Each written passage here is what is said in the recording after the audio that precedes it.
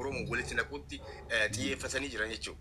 Harargee keessatti Dirreedawaa keessatti haadha dhiiraa ajjeesan liyyuu poolisii ajjeese. Mootummaa Itoophiyaa jira poolisiin kun itti gaafatamni hin fudhatamne. Namni waan takka yaada uummanni as gubbaa sagalee ta'ee iyyuu jira malee gama mootummaatiin itti gaafatamni fudhatee itti namni waan sarara dubbate hin jiru.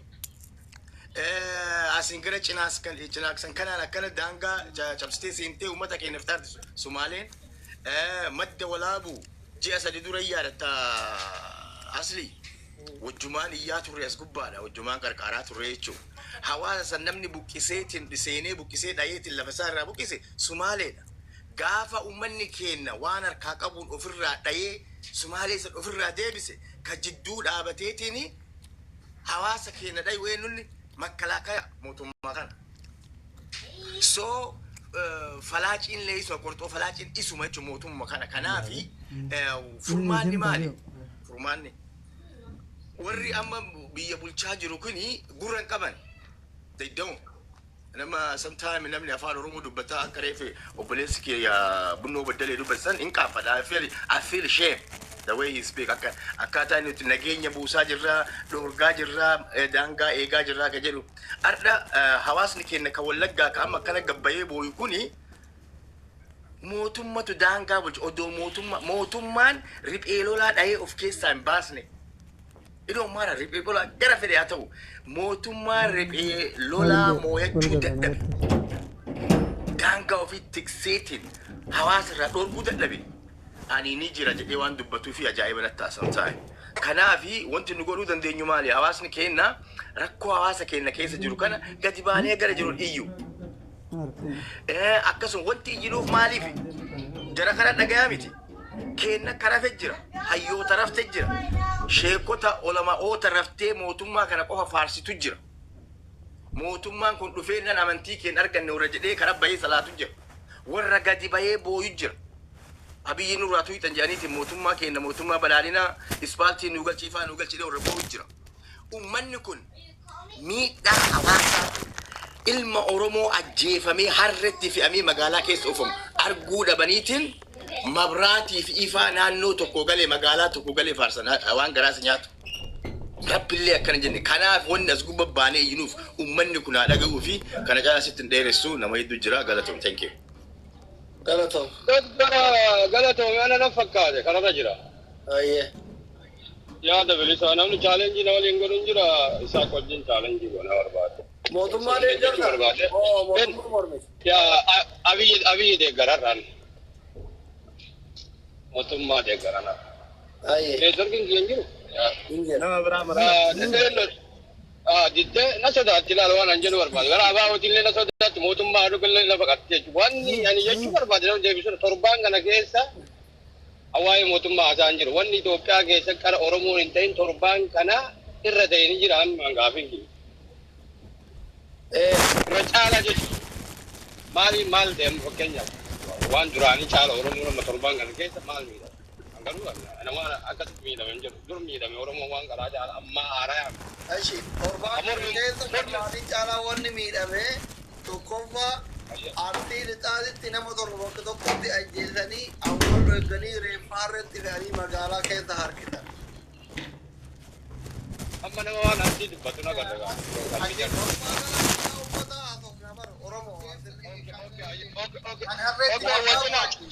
Abbaan namicha kana daddabii kana afaan qabsiisi gaa. Okay, ayya, sorry. Dawarra kenna dhiifama. Eeshayyee itti fufayya. Lammaffaa uummata miskiina kas hin beeyne ka bunnoo baddallee hin beeyne ka abiyyiin hin beeyne ka jawaariin hin beeyne ka shimallis abdiisaa hin beeyne ka marroo hin beeyne faannoon goondar irraa dhuftee qabeenyi isaanii irraa saamtee tumtee qeerraa ariitee viidiyoo argaa jirta booyaa jirri jechuudha. San arge jechuun ani wanni jechuun baadhi gabaabin mati uummanni Oromoo kan miidhame har'aa miti mormi gamuun har'aa miti buqqa'uun har'aa miti sirkatee wallaggatee oolutee kana caalaa dhumaaraa ta'e qawween illee gabaa keessatti nama keessatti artii keessatti nama torba asiin durallee jechuudha. Kutaa maraa fixaa jiran Oromoo fixaa jiran garuu wanni kun har'aa akkasitti haaraa ta'e sagalee ta'uun kunillee bareeduma mormillee murame arsii keessatti illee namni dhume shawaa keessatti wallaga keessatti namni dhuma maraa qajeeluma sagalee haa ta'an jechuu barbaade inni biraa onnee jechuu barbaade abii deeggara onnee jedhuufi warri kanneen gaafa nu abiinoo biyyiin bilisomne biyya rakkataa jirti hangan gurguramaa jira oromoon buqaa jira abii isin ta'uu jennuun nu dura dhaabbataa turan aspaaltiin nu galee ergoortiin nu galee daangaan hin tulte akka biraa gallaa bilisomne jirraa jiru har'a warra kanneentu katamaa shoror keessaa jira godhu baatufne abii bulchaan jiru kuma guutaa wajjin kutaa bulchaa tokko nuti gaafame mana biyya gaafatamu badisaa gaafatamu kutaa mata inni keessa jira walagalee baay'ee jimmate kutaa guutuu isaa walagalee keessa ni jira wakka irraan deessinaa jechuudha waraade enaa abii qotiitii wani gaafatamu abii goba dhiibaan dhaabni illee itti gaafatamu guutuu jechuudha maaliif ummanni illee itti gaafatamu furdaa dorguu qabda summaa'ee abii takka takkaan lubbuu ta'ee eeguu hin danda'u jechuudha ummanni illee furdaa eeguu qaba furdaa eeguu qaba dhaabni illee eeguu qaba abii kun natti fakkaatu ummata qabicha faanoodha yeroo kaan Sumaalee buqqisa fiidanii abiyyi polotikaa jalatti wal geettanii abiyyi sababatan ganama galgala abiyyi jettan isiniin kun immoo tigiree jalatti bultanii abiyyi kana lammaa buluu diddanii xiyyaa geeru abiyyi lammaa buluu diddan minilikiin jala bulaa turtanii Haila Sillaasee jala bulaa turtanii namichi kun afaan Oromoo dubbataa beeta mangistii keessatti akkam nagaa fayyaa jirtu warra Jimmaa akkam nagaa fayyaa jirtu warra Baalee warra Arsii jedha maa jala buluu diddanii isa waliigaluu diddan Oromoon tun Amaaraa waliigal inni illee dara waliigaluu didda Amaaraa waliigal abaarsa qabdanii jechuu barbaadee waliigala fakkeenyaaf dhaabni Oromoo dhaqee faannoo waliin inni haasawa abiyyi illee waliin abaarsa qabdanii abiyyi waliin godhuu qabdanii rakkoo qabaa mulmaan kun ummanni akkana godhatu kun amma osoo mootummaan irra jiru bilisoome gaafasan yookiin kutaa wayii qabatee kutaa wayii daaraa godhee lafarraa fixa yookiin kutaan biraallee qabate kutaa wayii daaraa godhee lafarraa fixa kun waan jirtu kanu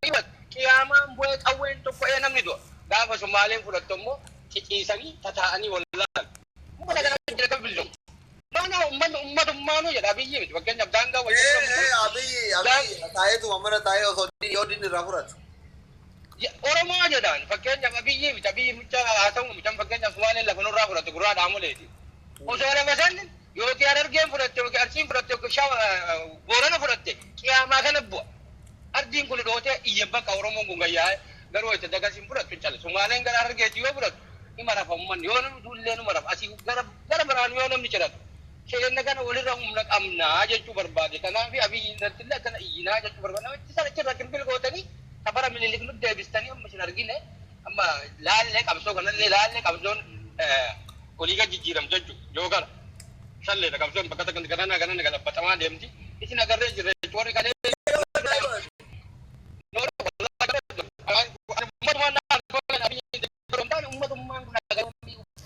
kijiba kan galu alu kama sima mana kijiba wara kale duli somne gede araba kabate kana gubara ke aba wonin kijibdi hattu ba wara san tu gayya asa fakke se inni abare sidur rabate murmugala kijibbi si sabaka kijibdu da je tu barbatan wi fulala yaro mara ajela rakabsa no kale ga nabi kabatulle murmiye turre arallin murma jirra yaro kijiba di isa yo kabsa barbadan akka shallee sabattanyaan godhatin akka tigiree sanitti qabsaa qajeela tigireen laa manni qabsaa qajeele isin fakkeessita carraan kiyyanan beeka oma yaada baay'eellee waan dubbadhu qabanatti fakkaatu waan silaa dubbatamu isinillee dubbattanii ummanni martuu yoo dubbatee jira waan ummata keenya mootoon dubbanne jedhan akka itti dubbatanii fi waan dubbatantu nama harkaa badanatti fakkaata qaamuma kamiyyuu haa ta'u gamas ta'ee gamana ta'ee gara tokko irratti hirkisuun nama rakkisa gama tokko leechuun nama rakkisa ammoo kan qaama kana miidhaa jiru dhugumatti maqaan fannoo jedhuu fi maqaan shanee jedhullee waan jalatti dhokataniidha malee kan uummata kana dhibbaatti qaama mootummaati malee tokko namni keessa jiru fannoo fi shanii jedhu qaama jalatti bakka itti dhokataniidha malee isaan sanii miti Sarara kana fakkeenyaa fi wallagga daangarra jirti haa jennu arsii keessa ammoo fannoon dhufee gidduu kana jira gaafa jedhe gaafa uummatuma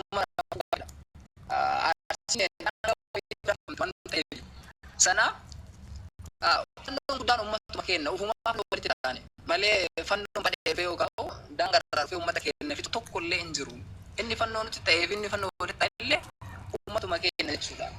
Numa Oromoo fannoo walitti ta'e anaan kanuma jedha wannuma dubbatan nama harkaa bada yoo danda'ame yaaduma amma jiran kan dubbachuudha.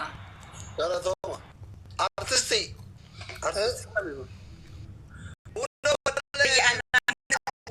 carraa dhumaatii kenna qaama mootummaati.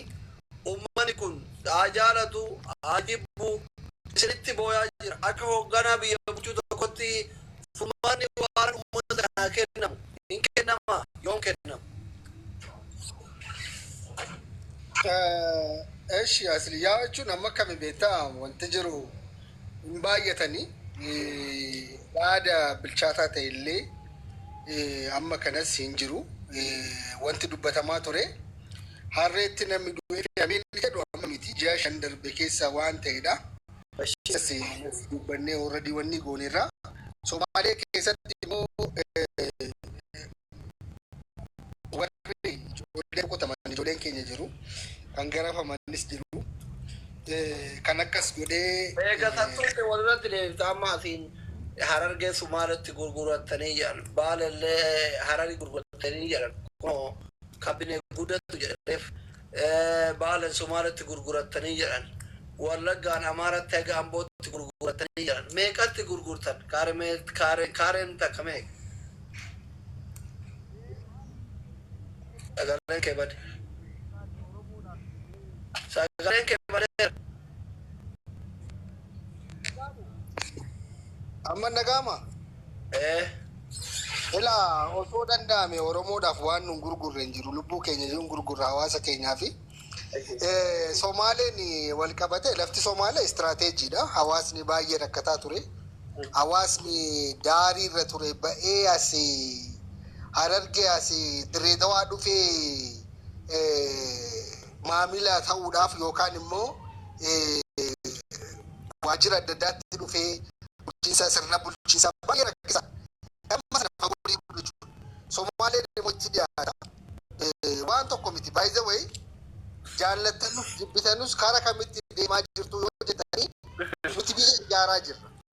Sirriitti biyya Oromoon abbaa biyyaa keessatti ta'e ijaaraa jirra jechuudha. Lafa sanatti Somaaliidhaaf sobaan miti sirriidha jechuun gurbaan hoogganaa turee fi maal jedhan? Maal jedhan?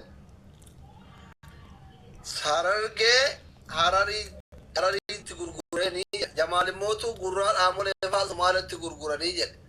Mootu Amaaritti gurguranii jedhan. Ilaa ganda sadiitu sittan hima ganda sadiituyyuu bulchiinsa jechuudha. Amma fakkeenyaaf namni tokko ati Ambaddelleerraa yoo amma giddugaleessi keenya Finfinneedha miti. Baddelleerraa Finfinnee dhufee keessummeessamurraa Baddelleerraa madduudha keessummeessamurraa isa kamii kanatti dhiyaatu. Keessummeessamuudha malee lafti gurgurame tokkoyyuu hin jiru. Daangaan saramu hin jiru. Ila amma sirriitti akkas jedhanii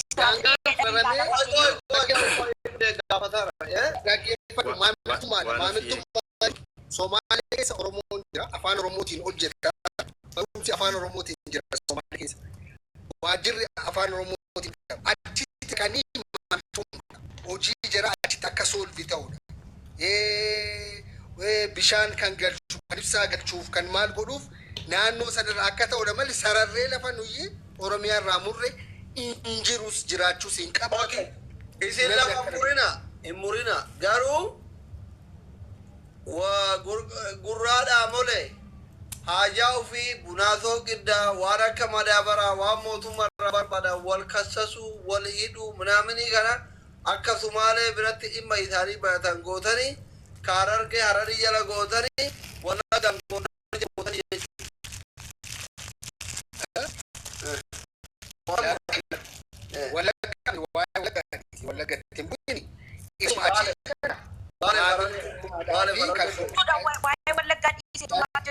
Ka Somaalee Koi nuti waan keessa deebisan dabaafanna. Kan walla gaarii ta'e baalee fi harkee Somaalee jira deebisanii.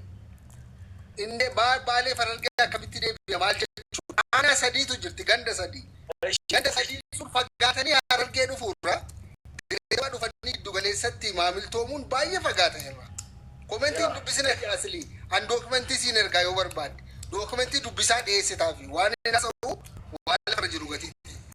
Maamiltummaadhaaf malee lafa nu kunnee kenninu aadaa nu kunnee kenninu hin jiru. Maal hiikuu asli gaafii takka naa gaafadhu yookaan hin gaafadhu. laandi godhadha abbaa biyya laandi godhadha. Elaa kana tokko kan jiru. Gama biraatiin gaaffii ati kaaste tokko gaaffii baay'ee bu'uuradha. Waraqaa eenyummeessaa faayidaa jedhamu rakkataa jira hawaasni siistamiin hojjetaa hin jiru. Kun dhuguma dubbachuuf sirriidha akkati jette jechuudha. Mootummaan tarsiimoo maalii qabatee jira isa jedhuudhaaf immoo dijitaalaayizeeshinii jechuudha. Amma dijitaalaayizeeshiniin waan hedduu of keessaa qaba. Tokkoffaa faayidaa kana. Faayidaan kun intarnaashinaallii qabda godhatte jechuudha. Atiyyuu yeroo dhuftuun fudhatta. Naashinaal ID yeroo fudhattu akka addunyaatti beekamtii godhatta. Wanti hundi okay kama qabdee jechuudha. Kanaafuu sun dijitaalaayizeeshiniidha. Dijitaalaayizeeshiniin kun hattummaa malaamaltummaa warra gubboo fudhatan kanallee hin balleessa kara duraatti. Maaliif onlaayinii kaffalta waan hundayyuu. Fakkeenyaaf gibira ta'uu danda'a. Amma masoob kan jedhamu kan jammarame jira. Waan intigireetii kan ta'e jechuudha. Wanti hundiyyuu masoobiidhaan waan ta'eef kaffaltii ati gibirati kaffaltu sanaanii waliin agartu warra gubboo walitti qabdu wajjin jechuudha. Warra hattuu wajjin waliin agartu. Sana sirreessuu irratti mootummaan tarsiimoo baasee hojjetaa jira. Kun tokko jechuudha. Gabiraatiin abiyyi seenaa uummata cabsaa jettanii waan abbichuun hojjetaa jiru maal jedhee kottaa biyya ilaalaa warri biyya ala jirtan warri biyya keessa jirtan immoo inuma mi'a qalleessaa fi aarri akkami finfinnee keessa qalleessaaf akkami aarri akkamitti jiraatamee waan hin tuttuqsiisinaati waan tuttuqnu inuma qalleessa afaan oromoo afaan hojii federaalaa ta'ee jira. Afaan hojii federaalaa afaan oromooti gochuu jechuun kun chaalenjii guddaa waan ture. Bunnoo baddallee kijibde. Maaliifin sobaayii bunoo dabalee maafii maal taate? Afaan oromoo afaan federaalaa dhaggeeffadhaa kana dhaggeeffadhaa maal taatanii? Anta maal paarlaamaa irratti dhaggeeffadhaa sirriitti hima. Federeeshin boroo dhaggeeffatamaa kunoo nama 2,000 to'as jira. Bor dhaga'ee mee dubbadhu shi. Ati dubbadhu waan dhageenya.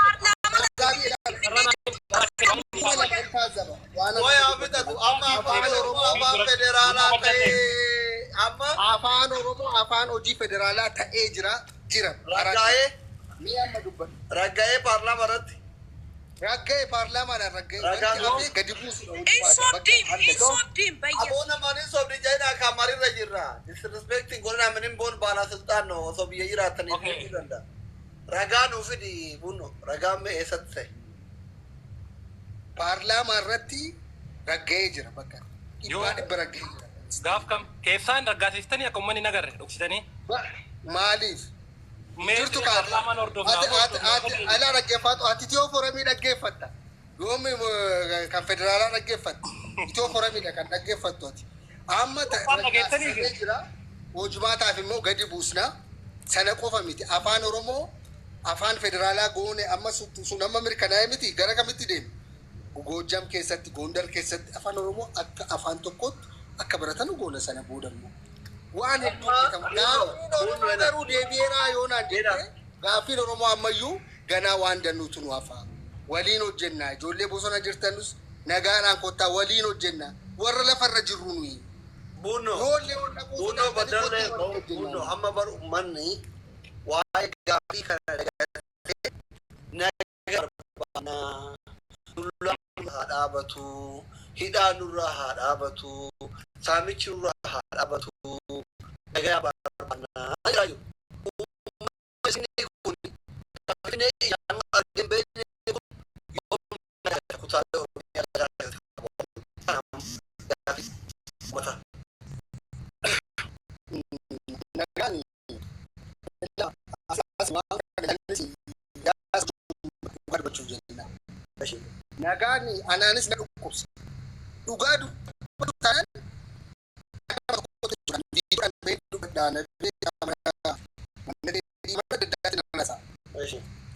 wallaggaa karaan booba'ee dhaqee doonaan jette namni nagaadha karaa amma deemaa jira konkolaataan deemaa jira. Garuu ofii kootii nan sodaadha waan si ajaa'iba ofii kootii jechuudha. Waan hin haasa'uuf waan nagaa barbaaduuf ijoolleen wajjin walitti bu'uu hin danda'a. Waan hedduu nan dubbadha laayif irratti ofii kootii nan sodaadha. Kun immoo akka nagaan bu'uu nan barbaada. Wallaahi dhugaan fi kanaaf iyyuu nagaan eenyurraa kaayoonaa jette filosoofikaalii speaking nagaan kan ka'u maatii kan lafarraa kaa jechuudha. Akkamitti achi kaasna?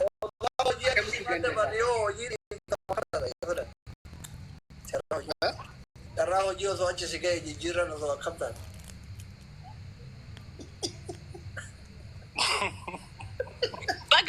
Baga nu sodaatti. Akkas. Baga nu sodaatti. Gadhee fi sila maal hojjetti. Walitti fiiginaa maaliif fayyada? walitti fiiguu miti bakka daangaa jedhe sanatti daangaa amma ka gurraa dhaamolee jedhe sanirratti waraqaa hin baasi gurraa dhaamolee argee jira inni waan nurraa fagaatteef sumaalee kennine jedhe bar na jenne No, ansari qabna waan istiraatejii fenneetti kennineedhe istiraatejii fennee yoo chaansii kennitanii bunno baddarree kan isaan fudhatanii wachuu abaatanii bunnoon isin carraan keessaa kaasli carraan keessaa haqaa haasa'e wasli achiin carraan kiya annan bu'aa si galatoonfachuun barbaadanii fi hunda wajjin deebii dhageeffadhu deemi kijiba argufadhu disrespecti waliin godhina isaati asli baay'ee galatoon nama kenna yoo arrabsitanin deemna yookaan nama akka namni na arrabsine nurra dhiifama yookaan yoo wala tuqamuun qabu iluufi bunno baddallee deeggartoota mootummaan taanee fi mirgi kennaa kabajamu yookaan walitti cabsina rakkoon qabu galatooma asirratti wanne bunnoo baddallee kaasirratti yaada tokko kaasuu barbaada tokkoffaa nuti maqaabsaawaa jirru tokkoffaa sima bunnoo baddallee yoo dhugumaan hojjetaa mootummaa taate yoo biyya san keessaa malaamaltummaa hin nyaanne taate guyyatti yeroo sadii nyaachuu dandeenya. Mootummaan kun nama barate waan jibbuuf doktoroota hiyyoomsuu barsiisota hiyyoomsuu hojjetaa mootummaa hiyyoomsuu irratti waan fuulleffatuuf isa nama caalaa wanni guddaan abaaboodha maabiraa ifaa karaa irratti dhaabuudha bilchita ceedha. Namni garuu biyya san keessatti beelawaa jira. Atakiltii magaalaa Finfinnee keessa jirtu guyyatti yeroo sadii bishaan dhugdi. Uummanni keenya gammoojjii Baaleetii fi Harargee keessa jiru bishaan dhuguu hin qabu. Mootummaa akkanaatti nu mudate kanaaf mormina nuti. Lammaffaa wanni ati kaaste aanaa gurraa dhaamolee aanaan sadi waan Sumaalee dhiyeenya qabduuf Sumaalee jalatti tajaajila Sumaalee akka argattu goone. Tokkoffaa waraqaan eenyummaa Sumaaleetu kennamaaf laftis namni Sumaalee tahaa jechuudha. Kana jechuun isin ilmaan wayyaaneetii yoomuu waan irraa waa hin baranneef gaafa wayyaaneen magaalaa Finfinnee irraa Adaamatti isin galchitu magaalaa Finfinnee irraa Adaamatti tajaajila kennuuf isin mijaawaa waan ta'eef Amaariif Finfinnee kun waan isin rakkiteef Oromiif Adaamatti haasaa gettee gaafa isin ariitu okee gettanii girrr jettanii fiddanii Adaamatti galtani. Hadda dammoo aanolee kenna fuutanii Sumaalee tajaajila achi argatan muudii akkami nuti faaraadha nuti gowwaadha abbuleessoo. Nu gizee hunda uummata Oromoo saba Oromoo kan akka gowwaatti isin smaart gootanii of yaaddan. Osoo hayyuu of gootan biyya maqamaqii galchitan. Biyya diigdan, uummata beelessitan, uummata rakkiftan, uummata buqqaaftan. Ganda biyyoota naannoo san jiru wajjin biyyattiin nagaa hin qabdu. Ollaa wajjin nagaa hin qabdu. Sabaaf sablamii waliin nagaa hin qabdu. Geemiin amma Wallagga keessatti gootanii uummata keenya buqqaaftan kun kamaalee akka ta'e beektaa? Naasuu hayyoonni Itoophiyaa Ameerikaa irratti wal gahanii karaa nagahaatiin qabsoofnu of walitti hin qabsoofnu mootummaa kanarratti xiyyeeffanna jedhutu akka nuti faannoo fi Amaaraa walii hin galle uummanni Oromoo bal'aan diin akka walitti ta'u kanaaf geemii kana taphachuuf boombii kana dhaqanii dhukaastanii uummata kana buqqisee fi kafite isin mootummaa dhibbatti isin maaliif yoomiyyuu Amaaraaf Oromoo wal fixaa Abiyyiin aangooraa buusuun hin danda'amu yoo nu ofii walitti garagal Abiyyi waggaa dhibba bulcha yoo Oromoo Amaaraa Tigreen biyya alaa jirtu takka taate Abiyyiin torbee takkatti aangooraa buufti kana mootummaa waan beekuuf Wallagga keessa seenee Arsii keessa seenee kutaa Oromiyaa keessatti wanni inni biyyi maaliidhaan akka inni gataa'ee wajjin mari'anneef waggaa 20 waggaa saddeettan dabre Amaara wajjin dalagaa turtan. Faanoo wajjin dalagaa turtan. Uummanni hayyoonni Oromoo gattaa'ee Faanoo fi Tigraay wajjin warra kaleessa siin qale warra kaleessa siin akkana siin godhette akka ijoollee daa'imman sodaachiftan. Amaara keessa namni baratanii jira. Hayyuun ni jira. Hayyuu karaa nagaatitti amanu qabsoo karaa nagaatitti amanu. Hayyuu jijjiirama fiduu danda'u wajjin ni mari'an. Fuulduratti ni tarkaanfan. Isin bichatu smartiidhaa isin kafeeta wajjin dalaydanii nu zalaalamii keenya kaani walitti bu'aa caakama keessanii deemu. Akkana dhumatee bunnoo badallee. Ani siimata kan keessumsaa yoo dhugaan barii muslinnaa hin nyaate guyyatti gidee sadii nyaachuun tuyyata mootummaa taate. Guyyatti sadii nyaachuun deetu rakkoo keessa beela keessa jira. Dukkatu hin dandeessu akka feetetti haasa'uu hin dandeessu. Yoo faarsee bulaa taate akka feetetti dubbachuu ni dandeessu. Yoo dhugaara dhaabatte mindaan hankee ji'atti hin ga'u rakkoo keessatti. Kana jijjiiramni akka dhufuuf biyya keessa ka barbaachisu maabiraatiif ampoolii osoo hin ta'in faabrikaadha. Qonnaan bulaa keenya bira dhaabatanii jijjiirudha. Madaabaraa dhiyeessuuf xaa'oo dhiyeessuudhaaf qonnaan bulaadha. Biyyattii ka barbaadu doomaaf akaafaadha malee ampuulii miti. Guyyatti yeroo sadi nyaachuu qabdi qonnaan of danda'uu qabdi. Kijibni isin garaa saaksii nu naffaatan nu gahee jalasitti beekamee jalasitti baramee jira. Uummanni Oromoo ka barbaadu nagaa sabaaf sablammii Itoophiyaa keessa jiru hunduunu nagahaan jiraachuu barbaada. Lafti Abiyyi dhiitee jirti jedhaa galatooma. Thank you galatooma ulfaadha. Namni dubbatiin jira? Asli ani dubbadhee bahu umarratti. Ana chaansii naa kennitu. Maddaan dubbadhe dubbadhe. Dhumala dubbadhe. Hayyee galatooma waan amma bunnoo baddallee fakkeenyarraa aanaa gurraadhaa molee ganda sadii jedhesanii kijiba rabbi jibbe ganda aanaa 16 aanaa 16 kuni garteetiin waa tokko laale yoo waa hin tolchinallee jettan kijiba long termii nama deemsisullee kijibuun bareeda. Fakkeenyarraa akka kutaadhaan addaan itti kukkutanii baalee dhiyaa jedhanii yoo tajaajilummaallee barbaachiseetiin jedhe leeyikan duwwaan san godhuu ni danda'an garuu ammootu fuudhaniitiniin Sumaalee jalatti galchuun lafa Oromoodhaa kennuudhaa jechuu lafa gurguratanii malee wanni agarteetiin tajaajilaa jecha agarteetiniin gindhiirtuuyyuu agarteetiniin wannan Sumaalee itti dhiyaattii ka jedhu suni hin jiru. Ammallee for your information jecha keetirratti Nairobi keessatti celebration godhaniitiin namni agarteetiin ganda tokko itti dhiyaatu wajjin agartee negotiation godheetiin walitti business godhachuu ni danda'a. Waliin hojjechuu ni danda'a. Garuu kun agarteetiin celebration godhaniitiin alaabaa isaanii fidanii irra dhaabatanii ar'arraa gandi haganaa gara Sumaaleetti muramee boordarii isaa kan jedhu kana ummannillee irraa iyyaa jira kana malee wanni agartee biizinasaaf jecha ka tajaajila ummata sanii kennuudhaaf kuta gandi sadii achi kutamee jedhu hin jiru. Kanaaf yoo barbaadan ana wannan godinallee godhuuf ni dandeettanii murtaniitiin lafti Oromiyaa waan bal'aa ta'eef godinni Oromiyaallee yoo guddateetiin jedhe for your politically keessaniifuyyuu advantage isinii qabaa jechuu addunyaa irrattu.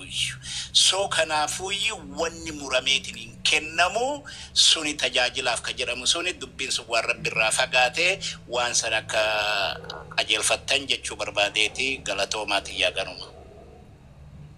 Okay, asli carrana kinte. Asli ko ani wanta ko jechuun barbaada. Ila baraminik Amaaraan akka malee jiraachaa turte. Haadha Amaaraan nagaatiin akka malee jiraachaa jirti.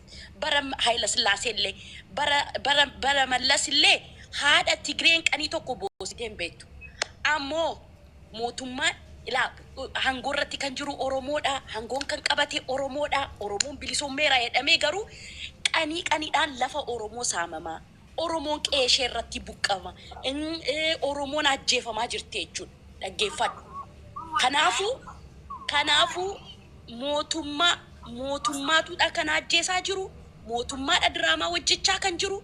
Mootummaadha qabeenyi keenya gurguraa kan jiru. Mootummaadha lafa keenya gurguraa kan jiru jechuudha. Istiraajediidhaan jedhe ilaan dhageenye malee isini istiraajediidhaaf ennee malee tu jedhe. istiraajediidhaan hidhanii jechuudha. Nama biraa gashanii lafa qaqqabsiisanii achi booddee jarrittiin dhufti lafa isheetii tolti olmaa jeesu jalqabdi jechuudha. Lafa qotii si galee istiraajediin maali? Uummata Oromoo rakkachaa jirti. Uummata Oromoo bo'aa jirti. Uummata Oromoo jireenyi